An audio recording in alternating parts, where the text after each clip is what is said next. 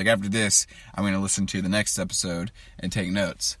And I probably won't post the episode tonight on the next one, because then I'll be all tired and shit. I'm going to wait till, tomorrow or Thursday. But, yeah, I don't know if I would want to give up drinking for October, because, like, one, it's like the national, like, beer fest over in Germany, Oktoberfest. You know what I'm saying? Like, and everything looks so beautiful. Like, the changing of scenery, like the color of the trees and stuff like that is so beautiful this time of the year, that I really would not want to sacrifice that for October. I'll do it for, man, I was going to say January, but if my birthday wasn't in January, I probably could do it for January, though. January is a fucking cold, shitty month. Like, but anyways, so yeah, it's beautiful to drive around and see the trees and, in Virginia, like, change color and shit like that this time of the year. How much time do we have, guys? How much time do we have?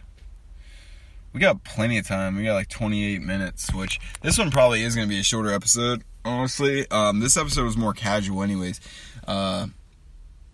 Kevin kind of just promotes his shit a lot of the podcast and talks about, so the theme of this podcast I've come to think of is success. Kevin really asked Joe about success a lot, and he's promoting his reboot. So it's like, it just seems like Kevin's really interested in how Joe feels. Like, he wants to know how Joe feels being that successful.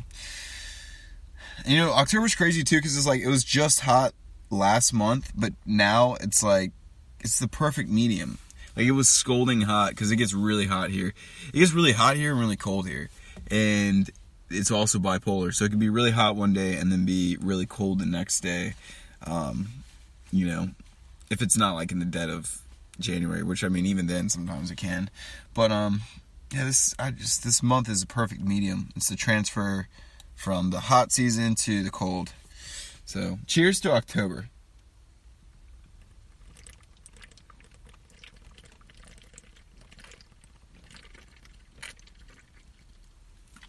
Damn. It's not a race. Jeez Louise, lemon squeeze.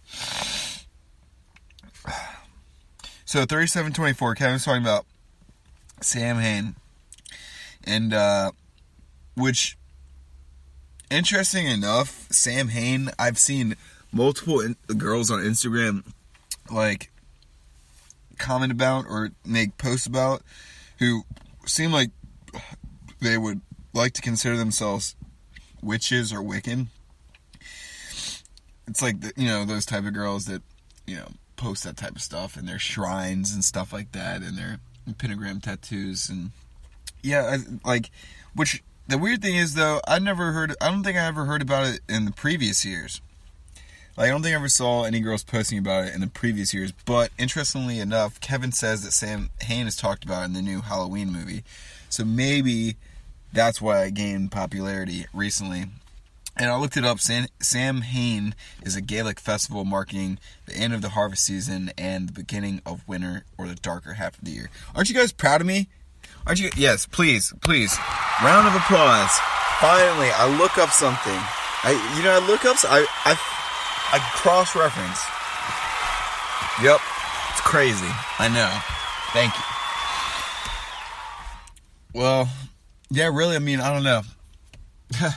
That's another thing I'd like to implement in the show. Ultimately, if I do this with a friend, maybe if I could take the notes, and then my friend could maybe kind of like, I could send the notes to them, and they could maybe fact check certain things. But yeah, I just it's time consuming. But yeah, so Sam Hain pagan festival, woohoo! Which my mom being from Denmark. My ancestors, my family, not even ancestors, my family, because I have a living family that lives there. I guess my Viking in me is proud of them talking about, pagan holidays. I wonder what holidays the Danes celebrated back in the Viking days. I don't know. Which, by the way, pagan doesn't also mean satanic. It doesn't at all mean that. Actually, pagan just means, like, not Christian. Like, it was what the Christians called the previous people, religions and everything like that. So 3840, Kevin talks about a documentary called Fed Up, and it's a documentary apparently on sugar, and sugar really is devastating. I avoid it even though I only weigh 145 pounds, give or take, but speaking of that, geez Louise, lemon squeeze. My tummy's rumbling right now. Cans of whoop ass are whooping my ass. But, you gotta admit that was pretty quick. I mean, honestly, let's see. Look at that. It's numero trace right there. Numero trace.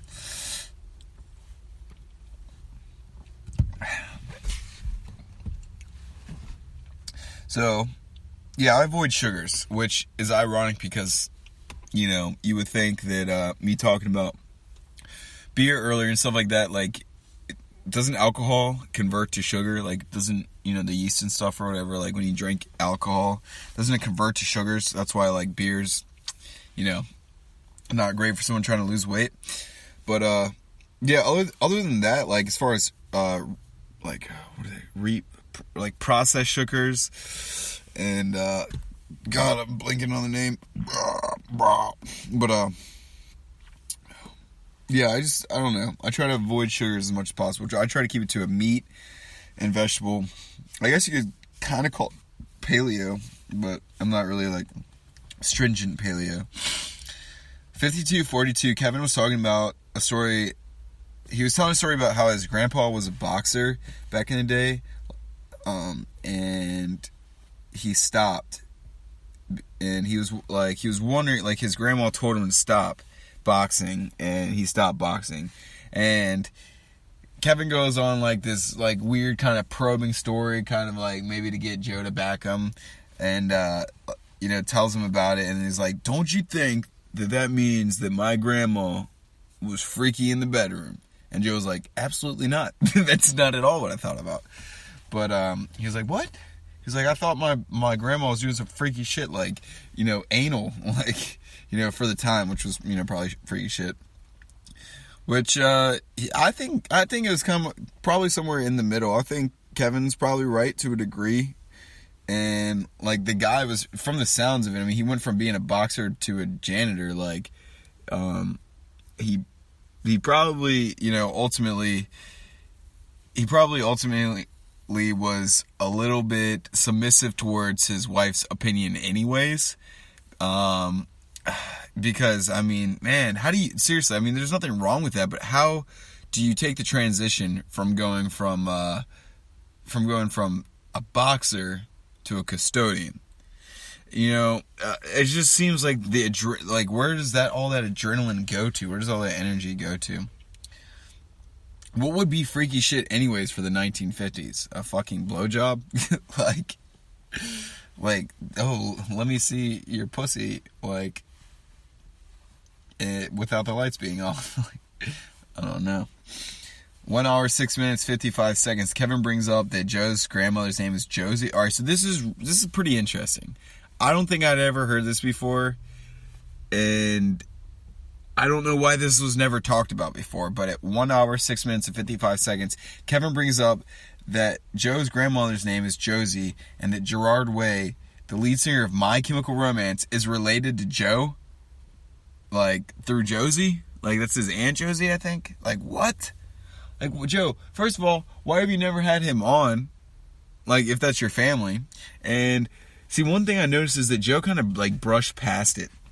Like, Kevin brought up, like, oh, you know, he's your family. And Joe was just like, yep, oh, yeah, he's related. And then, like, they just started talking about, like, you know, the next thing. Like, Joe just started talking about, like, how he doesn't try to think about being famous or something like that. But it's like, still, man, like, wouldn't you think, like, he is in a popular band, like, wouldn't you think that just since you've had thousands of guests on anyways, that you would have your, cousin on or something. At 1 hour and 8 minutes, Kevin asked Joe why he was doing amateur martial fights when he was younger, if there wasn't any money in it. And Joe replies with saying, it changed who he was. Regardless if it had money in it or not, it changed who he was from the time he was 15 to the time he was 22. Almost 22. It gave him a focus and something to practice at and get good at in life that made him feel not like a loser for the first time in life. He realized if he focused at this thing and he dedicated time to this thing, he could be successful. And that changed the way he looked at life. Because if you can be successful in one thing and you know that you're great, like the guitar, for example, or kickboxing or the drums, then you know you can be great at other things. And you know you can be great all around. Once you focus and you own in, you just focus your energy in on whatever it is that you kind of, take to. Could be soccer, football, whatever. Kevin was saying so is like that, he was saying like, so basically martial arts for you is like your football in high school. You know how like people in high school are like, yeah, I found football. Or it was like your Jesus, because, people would be like, oh, well, I found Jesus.